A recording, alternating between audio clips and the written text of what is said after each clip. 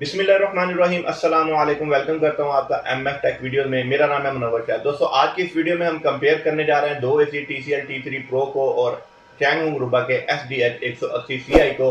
हम इन दोनों की स्पेसिफिकेशन देखेंगे, इन दोनों को कंपेयर करेंगे और अगर मेरे जो दोस्त इन दोनों एसी में से कोई एसी खरीदना चाह रहे हैं तो उनको ये वीडियो काफ़ी हेल्पफुल रहेगी ये एसी चूज करने में। तो चलिए वीडियो स्टार्ट कर लेते हैं। साथ साथ हम इन एसी को कंपेयर करते चलते हैं और साथ साथ अपना थोड़ा सा मैं ओपिनियन भी बताता चलूंगा और साथ साथ हम देखते जाएंगे कौन सा एसी किस जो है किस चीज़ में जो है वो दूसरे एसी से बेहतर है। तो सबसे पहले अगर मैं बात कर लूँ TCL के एनर्जी सेविंग की, तो कंपनी क्लेम करती है 66% एनर्जी सेविंग ये एसी है और चैंगहुंग रुबा जो है वो क्लेम करता है 75% एनर्जी सेविंग। तो यहाँ पे अगर हम देखें तो चैंगहुंग रुबा जो है वो TCL से बेहतर है। और अब हम इसकी बात कर लेते हैं एनर्जी एफिशिएंसी रेशियो की, EER की। तो EER TCL की 3.32 है और चैंगहुंग रुबा की जो एनर्जी एफिशिएंसी रेशियो है वो है 3.6। यानी कि यहाँ पे भी चैंगहुंग रुबा जो है वो TCL T3 Pro से बेस्ट है।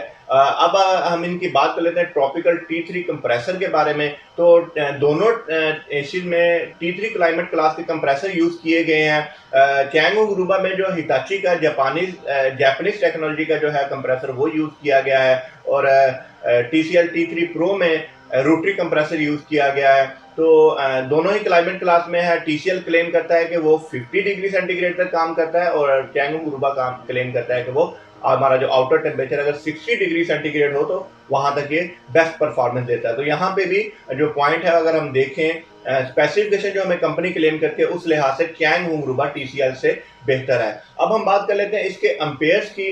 तो TCL T3 Pro जो है वो जो कंपनी क्लेम करती है कि 1.4 एम्पेयर से लेके ये 2.8 एम्पेयर तक ये रनिंग कंडीशन में जब हमारा रूम ठंडा हो जाता है तो ये इस एम्पेयर के दौरान ये काम करता है। और चैंगहुंग रुबा जो कंपनी क्लेम करती है वो कहती है कि 1.7 एम्पेयर से लेकर 2.8 एम्पेयर तक ये एसी काम करता है। तो यहाँ पे अगर हम देखें तो TCL T3 Pro जो है वो चैंगहुंग रुबा से अच्छा है क्योंकि उसकी जो एम्पेयर अगर हम देखें 1.4 है और उसके जो एम्पेयर लोएस्ट एम्पेयर जो कंपनी क्लेम करती है वो 1.7 है।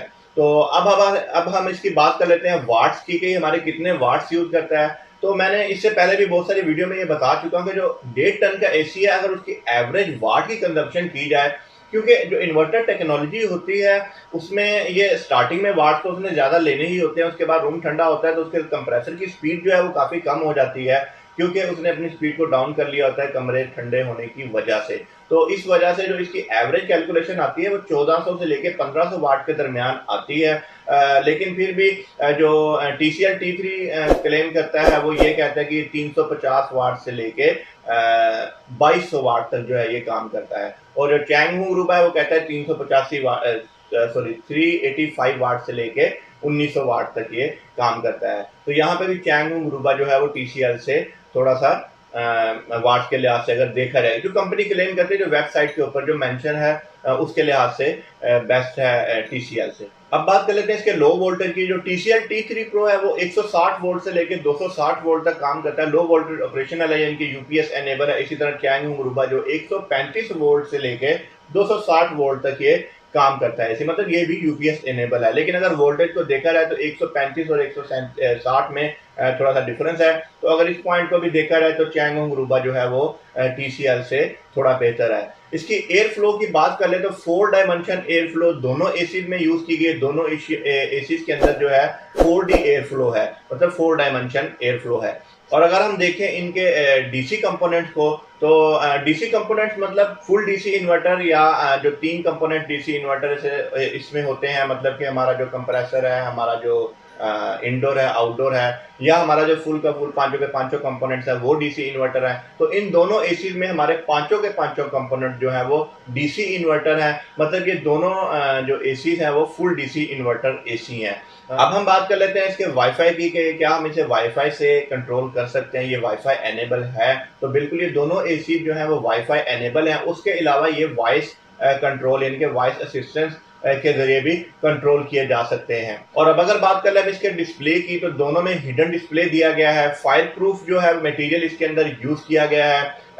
R410A friendly environment gas in दोनों एसीज के अंदर यूज की गई है। और अब अगर बात करूं TCL T3 Pro की, तो इसमें एक दो फीचर जो है वो कैंगो गुरुबा से ज्यादा है। जैसे कि उसमें एक रिमाइंडर डाला गया है कि जो हमारा एयर फिल्टर है उसको क्लीनिंग करने के लिए रिमाइंडर डाला गया है। उसके बाद अगर लीकेज वगैरह है तो उसकी वो डिटेक्शन जो ऑटोमेटिकली कर लेता है। अब अगर इनकी प्राइस रेंज की बात कर ली जाए तो TCL T3 Pro 1 लाख से लेके 1,05,000 तक मार्केट में और मुख्तलिफ ऑनलाइन स्टोर पर ये अवेलेबल है। और चैंगहुंग रूबा जो है वो 1,15,000 से लेके 1,20,000 तक मुख्तलिफ शॉप या मुख्तलिफ ऑनलाइन स्टोर पे आज की डेट में जब मैं ये वीडियो बना रहा हूँ अवेलेबल है। फर्दर जब ये आप इन फ्यूचर अगर इसकी जो प्राइस है वो अप डाउन होती है तो वो मार्केट के हिसाब से अपडेट जो अप डाउन होती रहती है। अब इसके मैं वारंटी की बात करूं तो TCL T3 Pro जो है वो 1+3 यानी कि 1 साल ऑल पार्ट्स और 3 साल कंप्रेसर की वारंटी देता है। और चैंगहुंग रूबा जो है 1+10 यानी कि 1 साल जो है ऑल पार्ट्स और 10 साल जो है वो कंप्रेसर की वारंटी देता है। TCL T3 Pro की वारंटी 3 साल है और चैंगहुंग रूबा की 10 साल कंप्रेसर की वारंटी है। तो ये था आज का हमारा कंपैरिजन। उम्मीद है जो मेरे दोस्त TCL T3 Pro या चैंगहुंग रूबा में से दोनों में से कोई एसी खरीदना चाह रहे थे तो इस कंपैरिजन को देख के वो अपने लिए एसी की सिलेक्शन आसानी कर सकेंगे। उम्मीद है ये वीडियो आपको पसंद आई होगी। नेक्स्ट वीडियो में नए टॉपिक के साथ मुलाकात होगी। अपना बहुत ज्यादा ख्याल रखिएगा। फी अमानिल्लाह।